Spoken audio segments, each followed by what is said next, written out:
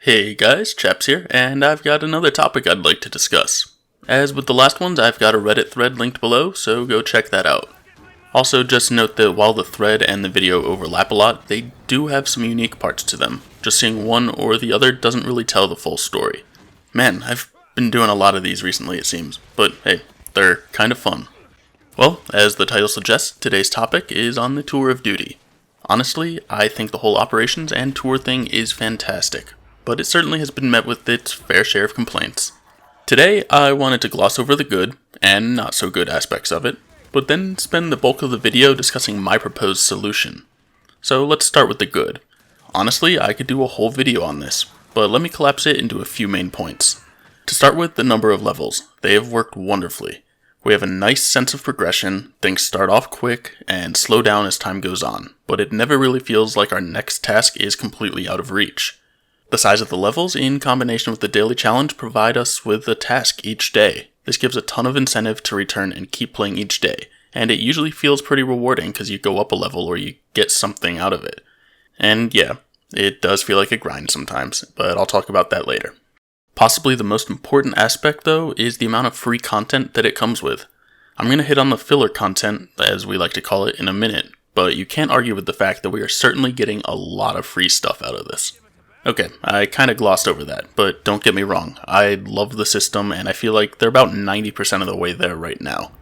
That said, there are certainly some things that are not so great, so let's take a look at those. Because I just mentioned the filler content, let's start with that. The item quality just isn't what I want it to be. I actually don't have too much issue with the filler stuff. I've discussed this before. It's kind of a shotgun approach where they put out a ton of stuff. 99% of it I won't care about, but then there's that 1% that I enjoy, and chances are for various people, that 1% is something different. This means that almost anyone can find something unique that they enjoy. I certainly feel like some of it could be higher quality, but overall it's not that bad. The inclusion of other Xbox games in some of these cosmetics is a bit insane. There's no reason to have the Forza and Sea of Thieves type things forced on us. Sure, if we have an achievement in Forza, give us the blood spray or whatever, but don't make it part of RNG for everyone. Vaulting items is another big issue. Here, I'm just going to say that vaulting the Gears 4 stuff and the campaign skins seems like a bad idea, but I'm going to hit more on that later in the video. Now though, let's get into the biggest issue, and that's that many people don't want to play a variety of the modes. With the current system, if you want to level up your tour and unlock the skins, you're either going to need to pay for a lot of rerolls, or you're going to need to play a variety of modes. That's not terrible for someone like me who enjoys the variety, but there's plenty of people who hate versus or hate PvE. Along the lines of these dailies between modes, it also kind of creates this imbalance in challenge difficulty. The fact that completing 25 waves of Horde I think is 2 stars, but killing 30 people as Foz is 3? I mean, that doesn't really seem balanced, does it? And there's a lot of imbalance like that, but again, we'll discuss that more later. Alright, so we've covered the good, and we've covered the bad, so now on to my proposed solution.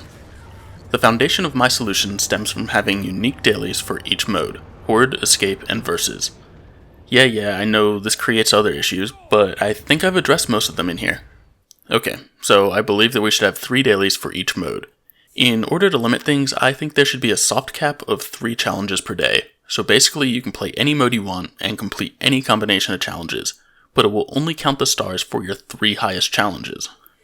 So there's going to be 9 challenges in total, 3 for each of the modes, and let's say you complete 7 of them, worth 3, 3, 2, 2, 1, 1, 1. You'll get stuff from 3, 3, and 2, so 8 stars. If you then complete another challenge worth 3, that's going to overwrite your 2-star challenge, so now you have 9 stars for the day. Note that this cap only applies to the unrolled challenges, so let's talk about rerolls. I think you should still get that 1 free reroll per day, and then pay iron for any additional one you want. Any challenges that have been rerolled will always count their stars. Because of this, you're still able to reroll one and get that 4th free challenge for the day.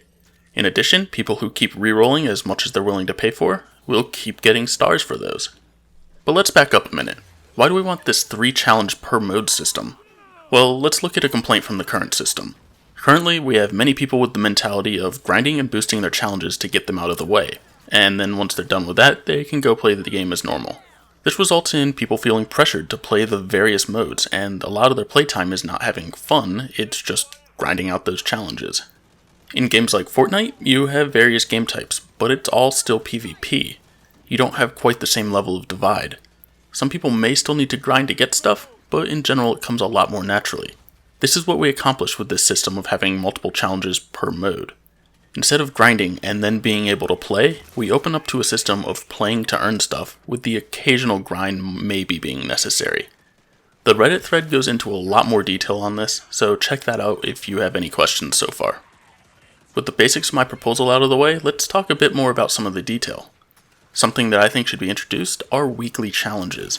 I feel that we have enough of the grind in-game due to many of the medals, so I'd like these to be more one-off challenges. These can change week to week, but should be universal across all players. Each mode should have a weekly challenge such as complete a hive on Inconceivable or higher, or beat all 50 waves of Horde on Elite or higher, or maybe win 20 matches of versus multiplayer. I honestly don't know what to do for the multiplayer one. But what's the point of these challenges? Well, I think each mode should have a reward. If you complete the weekly in Horde, or if you complete the weekly in Escape, you get a gold skill card. If you complete the weekly in Versus, you get a gold cosmetic card. Not only that, but if you complete all 3 weekly challenges, then you get 100 iron.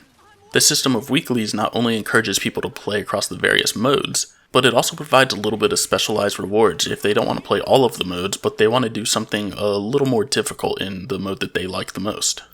Speaking of rewards, let's look at medals. These are a pretty big complaint in the community right now, and I think it's primarily because you have a limited amount of time to unlock the skins, and you have to do so by playing modes that you don't normally want to play. My solution here is pretty simple, I believe. Basically, just leave the medals there forever. Don't let them expire. Once the operation ends, lock the stars so players can no longer earn stars towards them, but let them keep earning progress towards the medal so they can eventually unlock the skins. These skins, especially the ones we're seeing in Operation 1, they don't need to be exclusive, so save that exclusivity stuff for the Tour of Duty. On that note, let's talk about exclusivity and vaulting. I've been against this from the start, but I do see why TC wants to do it. I'm personally someone who is probably going to complete each season's tour, and I also like exclusivity, but I don't agree that stuff should be vaulted forever once an operation ends. Sure, lock it up for 2 seasons or so, but then bring it back. After 2 seasons, put all marks, banners, and blood sprays into the supply pool. Also, maybe start rotating the characters, weapon skins, emotes, and executions into the store. Then after 3 or 4 seasons, it should all be put into the supply pool. I'll add the caveat here that I believe the top rank, which I think is General, that should remain vaulted forever. But for the rest of this stuff, let people have their 6 months of exclusivity, and after that point, they're probably wanting to show off the latest and greatest anyways. There's no reason to keep that stuff vaulted. Okay, wow, I just covered a lot there. But one more quick thing, and this is sort of separate of the operations. This does go along the lines of progression and earning content though, so I wanted to include it. We all know that leveling, especially re-ups, are very underwhelming right now. So my proposal's simple here. Every 25 levels, you earn 100 scrap. That's enough for 1 blue card. Every re-up, you earn 250 iron. So that's about every 4 re-ups you can gain 1 character, at least based on the current prices.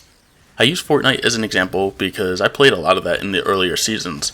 I also played Save the World though, where I could earn the premium currency in-game fairly easily.